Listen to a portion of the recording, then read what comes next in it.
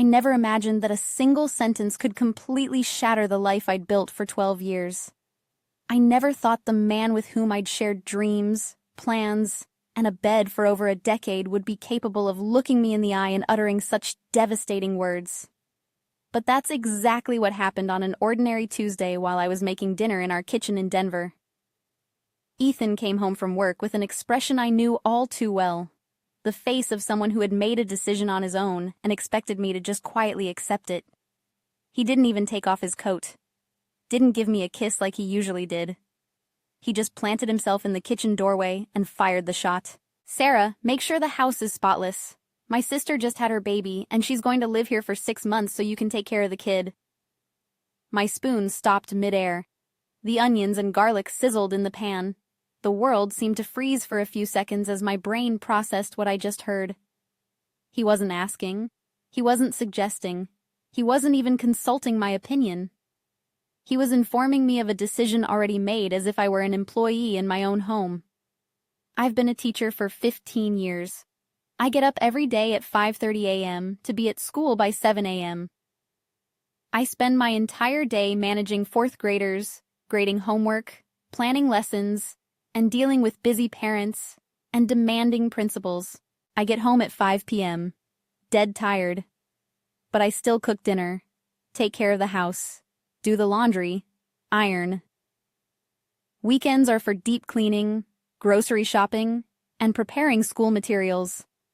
And now he wanted me to add a newborn baby to this already exhausting routine, to become his sister's nanny for half a year without even asking if I agreed.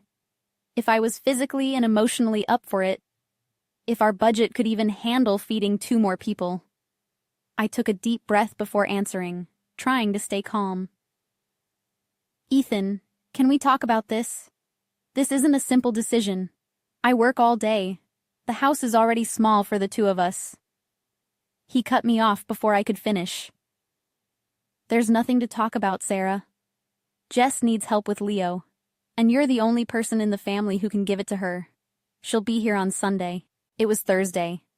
That meant I had exactly 3 days to mentally prepare myself to host a person I barely knew, along with a baby who would cry all night, disrupt my routine, and turn our home into complete chaos. Jess was always a mystery to me. 5 years younger than Ethan, she worked as a nail technician at a salon downtown. In the few family gatherings I'd attended, she was always a bit distant, cold towards me. She'd answer my attempts at conversation with one-word replies, avoid eye contact, and just seemed irritated by my presence. I chalked it up to her being reserved, or maybe a little jealous of her older brother. But now, reflecting on those memories as I mechanically stirred the onions, some strange details started to connect in my mind. The times Ethan left to solve a problem for Jess and took hours to come back. The whispered phone calls he took in the bathroom or on the back patio. The sudden changes in plans whenever she needed something. During dinner, I tried to bring it up again. "Honey, I understand your sister needs help, but 6 months is a long time. And what about Mark? Where is her husband in all this?" Ethan chewed slowly, avoiding my gaze. "Mark, I don't know. I think he's a little overwhelmed with all the responsibility. Jess thought it would be better to be away from him for a while." That sounded strange. Very strange. Every time I'd seen Mark, he seemed like a responsible man, affectionate with his wife, a hard-working contractor who always spoke of Jess with admiration. Why would a new father be so overwhelmed by his own son that his wife needed to flee their home? The possibility of domestic violence crossed my mind, but Mark had never shown any aggressive signs. On the contrary, he was kind, polite, almost shy. He always treated Jess like a queen on the few occasions I saw them together. That night, I lay in bed next to Ethan with a knot in my stomach. He fell asleep quickly, as he always did when he wanted to avoid difficult conversations. I stayed awake for hours, staring at the ceiling, trying to understand why this unilateral decision bothered me so much. It wasn't just the extra work. It wasn't just the invasion of our space. There was something more. An unease I couldn't name. A feeling that important pieces of the puzzle were being hidden from me. On Friday, I tried to talk to my friend Emily during our lunch break at school. She's known me since college and can read my moods better than anyone. "Sarah, you look like you've seen a ghost. What's up?" I told her the whole situation. Emily listened in silence, her brow furrowing as I spoke. When I finished, she shook her head. "Girl, this whole thing sounds sketchy as hell. A husband making major decisions about his own house without you is a huge lack of respect. And that story about Jess needing to get away from Mark makes no sense." Emily's words echoed in my mind all day during my classes. While explaining fractions to my fourth graders, my thoughts kept returning to our conversation. Why was Ethan being so authoritarian? Why didn't he give me a choice? And why couldn't Jess count on her own husband for support? Saturday arrived thick with tension. Ethan left early to pick up some of Jess's things and didn't return until late afternoon. He brought in 2 large suitcases and a portable crib. Seeing those items in our living room, the reality of the situation hit me like a punch to the gut. "Where are they going to sleep?" I asked, looking at our limited space with new eyes. "In the guest room," he replied without looking at me. Guest room referred to the tiny corner we used as a junk room where we stored old boxes, out-of-season clothes, and stuff we rarely used. We spent the entire afternoon reorganizing everything, setting up a cramped twin bed, and assembling the baby's crib. While we worked, I watched Ethan handle Leo's baby clothes with a strange familiarity. He held each tiny onesie with excessive care, checking sizes, organizing by color. For someone who had never shown any interest in babies, he seemed to know a newborn's needs very well. "Have you seen Leo yet?" I asked, trying to sound casual. "Oh, yeah. I went to visit him in the hospital when he was born."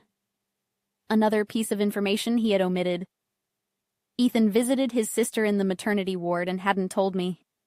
He usually recounted even the most insignificant details of his day. Why hide something as simple as a hospital visit? Saturday night was even more unsettling. Ethan was agitated. He kept checking his phone. Got out of bed several times for water or to use the bathroom. When he finally fell asleep, he started talking in his sleep, something that had never happened before.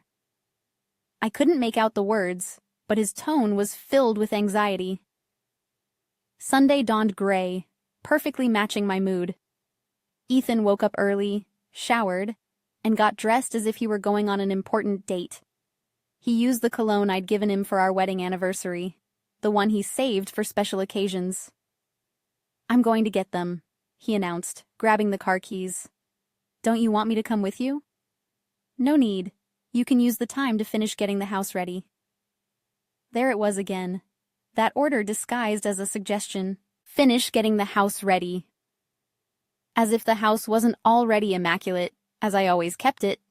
As if my only function was to be a perfect housewife, ready to receive guests. After he left, I was alone with my turbulent thoughts. I walked through the house trying to imagine what it would be like to share this space with 2 more people for the next 6 months. Jess using our bathroom, leaving baby products scattered on the counter. Leo crying in the middle of the night, interrupting my already limited sleep. The dirty diapers, the bottles, the smell of sour milk permeating our living room. But there was something beyond the practical discomfort that disturbed me. An inner voice whispered that there was much more to this story than I was being told. Loose details danced in my mind. Jess's coldness, Mark's inexplicable absence, Ethan's excessive anxiety, the rushed decisions. I sat on the living room couch and tried to organize the events chronologically. Jess got pregnant 9 months ago. Throughout the pregnancy, Ethan started going out more, always with excuses related to her. I have to take Jess to the doctor. I'm going to help assemble the crib. She's having morning sickness and needs help. At the time, I thought his fraternal care was sweet. What a dedicated brother, I thought. What a close-knit family. But now, connecting the dots, that excessive care took on a different, more intimate, more suspicious connotation. Ethan's phone rang in the bedroom, interrupting my train of thought. He had forgotten it at home, something completely out of character for someone glued to their phone. I went to silence it, but the screen showed a message notification. It was from Jess. My heart started racing. Technically, I shouldn't look at his personal messages, but curiosity and that growing feeling that something was wrong were stronger. With trembling hands, I unlocked the phone. What I saw in the following lines would change the course of my life forever, destroying in seconds the trust I had taken years to build, and forcing me to face a brutal truth I could never have imagined possible. My fingers trembled as I held the phone. The first message that appeared on the screen was like a punch to the gut. Love, I'm already packing. I can't wait to be close to you again. Love. She had called my husband Love. I swiped up, my heart beating so hard I could hear it pounding in my ears. The conversation continued. Thanks for convincing Sarah. You really managed to get her to accept our story. 6 months will be a short time, but at least we'll be together every day. Every word was like a stab wound. Our story together every day. What the hell was happening? My mind refused to process what I was reading, but my eyes kept scanning the messages, each one more devastating than the last. I can't wait for you to hold Leo in your arms.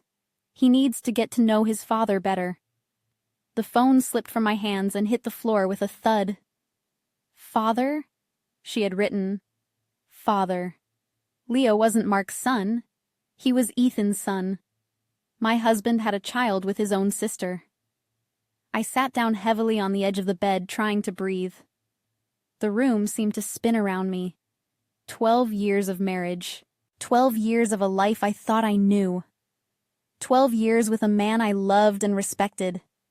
All of it crumbling in a matter of seconds.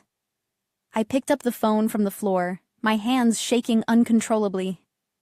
I needed to see more. I needed to understand the extent of this betrayal. I opened the message history and started reading from the beginning. Each message was a deeper stab into my soul. March of last year. Jess, are you sure you want to go through with this? What if Sarah suspects something? Her reply, she'll never guess. We're very discreet. And besides, she trusts you blindly. Tears began to cloud my vision. I really had trusted him without reservation. It never crossed my mind to check his schedule, read his messages, or question his outings. For me, marriage was synonymous with mutual trust. April, the test is positive, Ethan. I'm pregnant. His reply. That's wonderful. Our baby. I'll take care of both of you. I promise. May. Mark suspects the baby isn't his. He says the dates don't add up. Don't worry, love. When Leo is born, we'll find a way for Mark to accept paternity. June. I need to invent a fight with Mark to justify why I'm going to spend a few months away from him after the birth. Do you think Sarah will agree to have me at your house? Leave it to me. I'll talk to her. Talk to me. It hadn't even been a conversation. It had been a disguised imposition, a calculated manipulation to turn me into an unwitting accomplice to their disgusting farce. July, I miss you. When Sarah goes to work, could you come visit me? It's too risky, Jess. But when the baby is born and you're at our house, we can be together every day. August. I think Mark suspects us.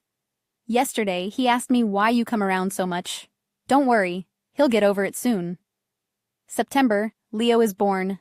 Love, he looks just like you. The same eyes, the same chin. There's no way to deny he's your son. I can't wait to meet our boy. October. I managed to convince Mark to let me spend a few months at my brother's house.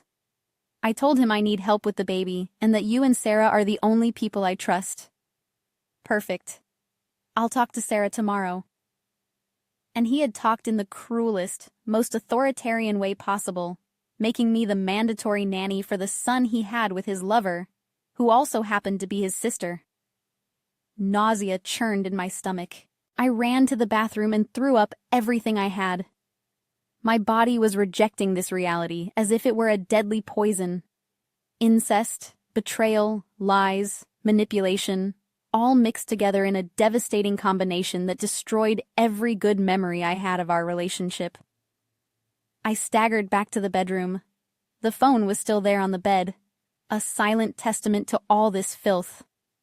I sat down again and kept reading, knowing each message would be more painful than the last. There were photos, too. Photos of them together in places I didn't recognize. Her pregnant, him with his hand on her belly, conspiratorial smiles, kisses on the mouth, images of an intimacy that should have existed between him and me, but was being shared with another woman, with his sister. One photo particularly caught my eye. It was recent, probably from last week. They were in what looked like a hospital room. She was holding the baby, him beside her, stroking the child's face. The caption read, "Our family finally together." Our family. They saw themselves as a family. And what was I in all this? The fool who was going to take care of the baby while they lived out their forbidden passion under my own roof. I looked at the clock on the wall. Ethan had been gone for 2 hours. He wouldn't be long now. He'd return with them, with the lover and the bastard son I would be forced to welcome into my home to feed, to care for, to watch grow, knowing that every feature on his face was a constant reminder of my husband's betrayal. I got up and started pacing the room. I needed to make a decision, confront them as soon as they arrived, pretend I knew nothing and find a lawyer first, pack my bags and just disappear. Every option seemed terrible. If I confronted them immediately, they could deny everything, invent explanations, make me out to be crazy. If I feigned ignorance, I'd have to live with them day after day, playing the part of the good wife and welcoming sister-in-law while dying inside from rage and disgust. I looked at the phone again. I wanted to understand exactly how long this had been going on, how it started, if anyone else was involved. I found even older conversations from 2 years ago. "Jess, we can't keep doing this. You're my sister, for God's sake. Ethan, you know we're not blood-related. My dad adopted you when you were 15. There's nothing wrong with what we feel for each other." Adopted. Ethan was adopted. In 12 years of marriage, he had never told me. Another lie. Another secret locked away. But that information at least explained why they didn't see a moral problem with their relationship. Still, I'm married to Sarah. It's not fair to her. Do you love me or not, Ethan? Because if you love me, we'll find a way. If you don't, I'll stop coming after you right now. From that point on, the messages showed a divided man gradually giving in to pressure and emotional blackmail. At first, he resisted, spoke of me with affection, said he didn't want to hurt me. But as the months went by, his defenses crumbled until he finally stopped mentioning me in their conversations. It was like watching the end of my marriage in slow motion through messages that documented every step of the betrayal. Seeing the exact moment I ceased to be a concern for him, when my feelings no longer mattered, when I became just an obstacle to be managed. A message from January of this year sent a chill down my spine. Does Sarah suspect anything? Yesterday, she asked why you're going out so much. No, she doesn't suspect a thing. Sarah is very naive, very trusting. She'll believe any explanation I give her. Naive, trusting. He spoke of me as if I were a convenient idiot, easy to deceive, and the worst part was he was right. I had believed every lie. I had swallowed every cheap excuse, accepted every change in behavior as something normal. The sound of keys in the lock made me jump. They were here. I quickly cleared the messages from the screen, locked the phone, and placed it exactly where Ethan had left it. My heart pounded. In a few seconds, I would be face to face with the two traitors, having to feign normalcy while I was dying inside. I heard his voice in the entryway. "Sarah, we're here." I took a deep breath. I glanced at myself in the mirror and tried to compose a neutral expression. I left the bedroom with trembling legs, walking down each step of the staircase as if I were heading to my own funeral. In the living room, Ethan was helping Jess take off her coat. She was holding the baby and smiling at Ethan in a way I had never seen before. It was an intimate smile full of complicity. The smile of a woman in love looking at the father of her child. "Hi, Sarah," she said, not meeting my eyes. "Thanks for having us." Having us? As if I'd had a choice, as if it wasn't all a farce set up so they could live together without raising suspicion. "Hi, Jess." "Welcome," I managed to say, surprised at how normal my voice sounded. Ethan came over and gave me a kiss on the cheek, the same kiss he gave me every day, but which now made me sick to my stomach. "Sarah, this is Leo." I looked at the baby and felt like I'd been sucker punched. The resemblance to Ethan was undeniable. The same light eyes, the same nose shape, the same dimple in the chin. Anyone who saw them together would immediately know they were father and son. "He's beautiful," I lied, forcing a smile. "Do you want to hold him?" Jess offered. "No, that's okay," I replied too quickly. "You must be tired from the trip. I'll show you to your room." As I led them up the stairs, I could feel their eyes on my back. Would they notice something different in my behavior? Could they see the storm raging inside me? In the room, Jess placed the baby in the crib and began to unpack her suitcases as if she owned the place. Ethan watched her with an attention he never showed me. Every gesture she made seemed to fascinate him. "I'll leave you to get settled," I said, getting out of there before my mask of normalcy shattered. I went back to the kitchen and leaned against the counter, trying to control my breathing. 6 months. How would I manage to pretend for 6 whole months that I knew nothing? How would I sleep every night in bed next to Ethan knowing he was in love with someone else? How would I look at that baby every day knowing he represented the living proof of my husband's betrayal? But then a different feeling began to take hold. It was no longer just pain and despair. It was rage. A cold, calculating rage growing inside my chest like a flame finding fuel. They thought I was naive. They thought they could use me as a nanny and a maid while they lived out their love story at my expense. They thought I would passively accept being humiliated in my own home. They were dead wrong. I started to realize that knowing the truth gave me an advantage they couldn't imagine. They would let their guard down, relax, think their plan had worked perfectly. And while they reveled in their farce, I would have time to plan my response, because there was going to be a response. Of that I was sure. No one was going to make a fool out of me and get away with it. No one was going to destroy my life and then force me to collaborate in their betrayal. I looked out the kitchen window and saw Mark getting out of his truck. He was probably bringing more of Jess's things. Poor man. Just like me, he was being deceived, manipulated, used as a pawn in a game whose rules he didn't know. It was in that moment that I had my first idea of how to start fighting back. Mark. He was the key. He had as much right to know the truth as I did, and maybe together we could teach those two a lesson they would never forget. I watched Mark through the window as he unloaded a car seat from the back of his truck. His movements were slow, heavy, like a man carrying the weight of the world on his shoulders. Even from a distance, you could tell something was broken in him. I took a deep breath and made a decision that would change everything. I went out the back door and approached him in the side yard, out of sight of anyone inside the house. "Mark," I called out softly. He looked up and what I saw in his eyes shook me. They weren't just tired eyes. They were the eyes of someone who had lost all hope. Dark circles shadowed his face, and he had lost a lot of weight since the last time I'd seen him. "Hey, Sarah, sorry to bother you like this. Just dropping off the last of Jess's things." His voice sounded hollow, lifeless. "Mark, can I ask you a question?" My heart was pounding. "Are you sure Leo is your son?" His expression changed instantly. A mix of pain and suspicion crossed his face. He set the car seat down and looked at me intently. "Why would you ask that, Sarah?"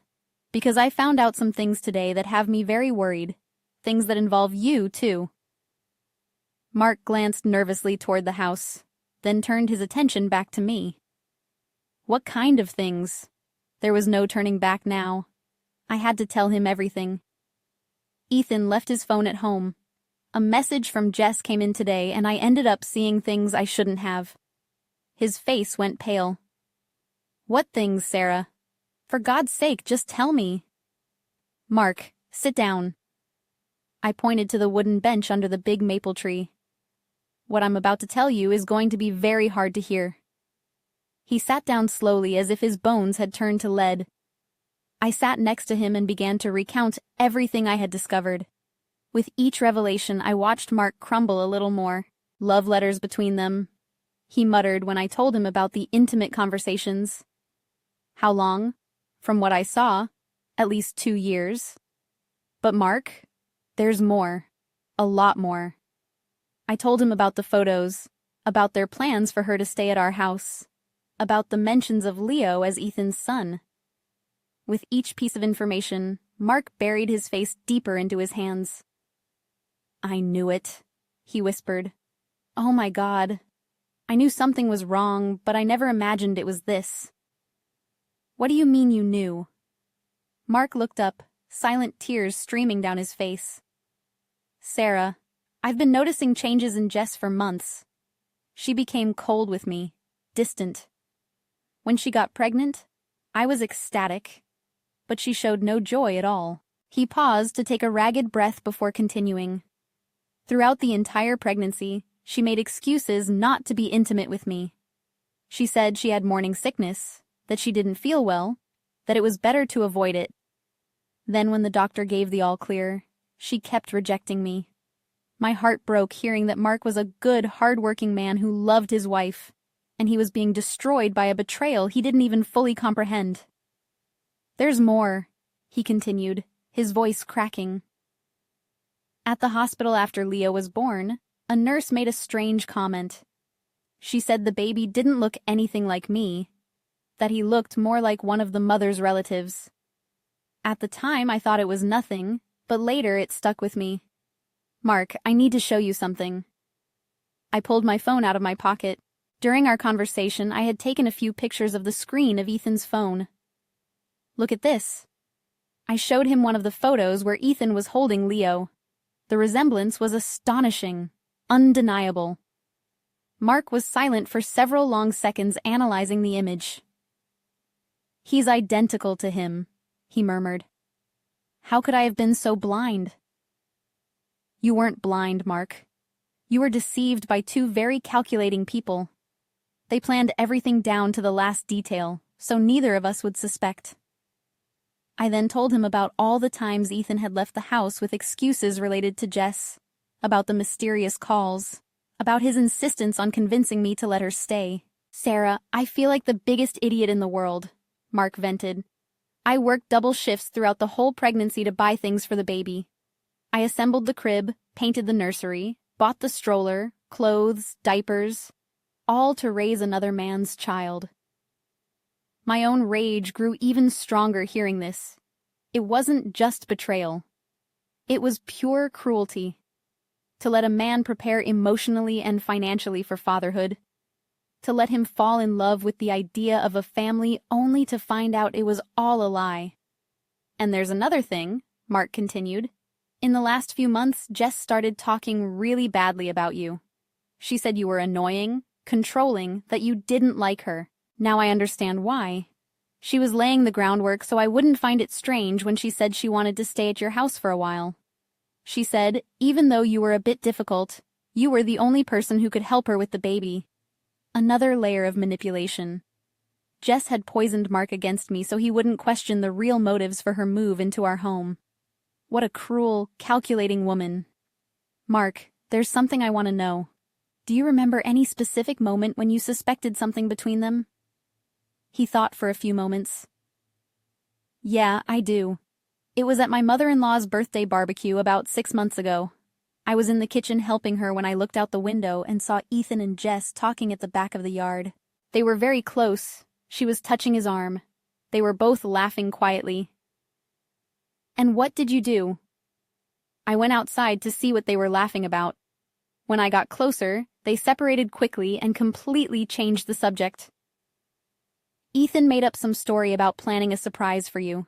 Something about your birthday. My birthday had been 3 months before that barbecue. It was a completely nonsensical excuse. But at the time, Mark believed it just as I would have. After that day, I started paying more attention. Jess always found a way to be near your husband at family gatherings. When you guys arrived, she'd greet him with a big hug. When you left, she'd take forever to say goodbye. Every detail Mark recounted was like a piece fitting into a macabre puzzle. Signs that had been there all along, right in front of our eyes. But we couldn't interpret them because we trusted the wrong people.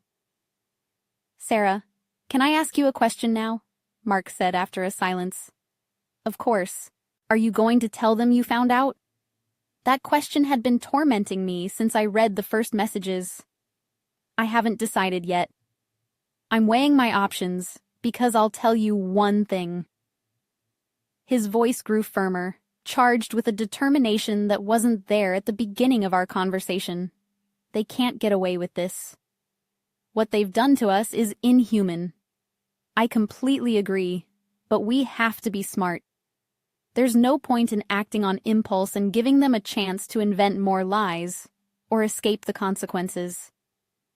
Mark stood up and started pacing. Sarah, do you realize that if they're here in your house, they're going to be together every single day? They'll be able to touch each other, kiss, do everything a couple does while you're sleeping in the next room. I hadn't thought about it so bluntly, but he was right. That's what was going to happen. I would be forced to indirectly witness their romance, to hear intimate conversations, maybe even sounds I didn't want to hear coming from the room where she was staying. Mark, is there anything you can do to help me? I asked, an idea beginning to form in my mind. Anything, Sarah. After everything you've told me today. Anything. Can you pretend you know nothing for a few days? Play the worried husband. Come here to visit Jess and the baby. Ask some strategic questions. What for? To see how far their nerve goes. I want to understand if they'll keep up the charade even with you around, or if they'll slip up and confirm everything we've already discovered. Mark stopped pacing and looked at me with admiration. You're a lot smarter than they think you are, aren't you? We're about to find out. Just then I heard footsteps coming from the house. Ethan appeared on the back porch and waved at us. Mark, didn't see you pull up. How are you? The hypocrisy in his voice made me want to throw up again. There was my husband cordially greeting the man he had betrayed in the most despicable way possible. Hey, Ethan. I'm good, thanks. Just came to drop off the last of Jess's things. Mark managed to maintain a normal tone, but I noticed his fists were clenched. Great. She's upstairs resting with Leo. Want to go up and see them? Sure, thanks. The three of us went inside. Ethan led the way, Mark in the middle, me last. With every step, my anxiety grew. How would Mark react seeing his wife with the baby now knowing the child wasn't his? In the bedroom, Jess was sitting on the bed nursing Leo. When she saw Mark, her face showed no joy or affection, just a cold, formal politeness. Hey, hun. Hun, she called Mark. But I'd seen her use the word love for Ethan in the messages. The woman used terms of endearment like they were disposable. Yeah, I brought it. It's all in the truck. Mark approached the bed but kept his distance. How are you feeling? Tired, but good. Ethan and Sarah are being so nice to have us here. I watched the interaction between the three of them. Ethan standing in a corner of the room, watching Jess's every move with the eyes of a man in love. Mark trying to show interest in his wife and the baby, but clearly uncomfortable. Jess, dividing her attention between the two men in a calculated way. Can I hold Leo? Mark asked. Of course. Jess handed the baby to Mark, and it was painful to watch that scene. A man holding a child that wasn't even his with such affection while the real father watched from a distance, feigning indifference. He's growing fast, Mark commented, analyzing the features of Leo's face. Yeah, he really is. Ethan chimed in. Babies grow in the blink of an eye. The naturalness with which he spoke about his own son's development, pretending to be just an interested uncle, showed the level of psychopathy of the two. How could they lie so shamelessly to our faces? Sarah, you want to hold him? Mark offered me the baby. I hesitated for a few seconds. Holding that child would be like embracing the physical manifestation of my husband's betrayal, but refusing would be suspicious. Sure, I took Leo in my arms and felt a confusing mix of emotions. On one hand, he was just an innocent baby who wasn't to blame for his parents' sins. On the other, every feature of his little face reminded me that my marriage was a sham. He's precious, Jess, I managed to say. Thanks. I hope he won't be too much trouble for you guys. As if she were a temporary guest, leaving her child in the care of volunteer nannies. Her coldness was stunning. After a few minutes of forced conversation, Mark said his goodbyes. I have to get going. Have to work early tomorrow. I walked him to the door, leaving Ethan and Jess alone in the room. On the way, I whispered, I'll call you tomorrow. We need to talk more. He nodded discreetly, understanding the message. When I went back upstairs, I walked in on a scene that made my blood run cold. Ethan was sitting on the edge of the bed, Jess lying beside him, and they were talking in low voices while he stroked her face. When they saw me, they separated quickly. I was just explaining to Jess how the house routine works. Ethan lied without blinking. Oh, great. Well, I think it's best if I let you two rest. We can talk more about organizing things for the next few days tomorrow. I went downstairs with trembling legs. The situation was even worse than I imagined. They weren't even going to bother being discreet.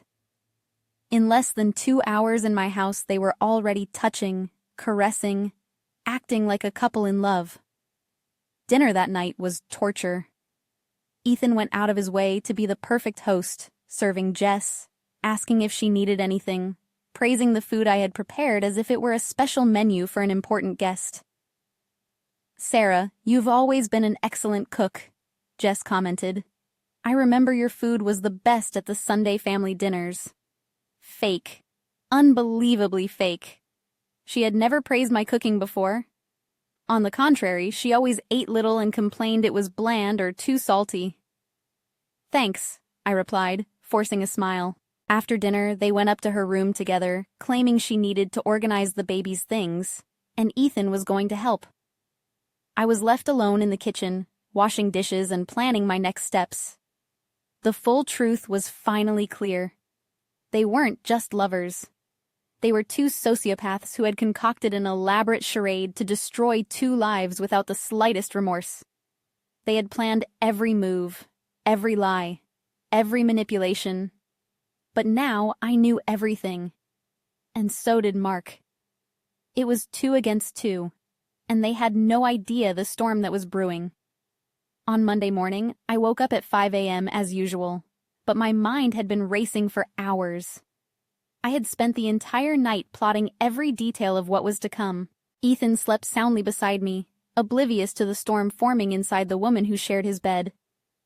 As I got ready for work, I looked at his relaxed face, those features that once filled me with love, and now only caused repulsion. How could he sleep so peacefully after turning our home into a nest of lies? I went down to the kitchen and made coffee, thinking about the sounds I had heard during the night. Footsteps in the hallway, muffled whispers, the door to her room opening and closing several times. Ethan had made excuses to go to the bathroom 3 times during the night, and each of those bathroom breaks lasted at least 15 minutes. Jess appeared in the kitchen as I was finishing my coffee. She was wearing a robe I didn't recognize, probably one of the intimate pieces she had brought to impress my husband. Good morning, Sarah. You're always up so early for work. You know, I have to be at school by 7. I kept my tone neutral, professional.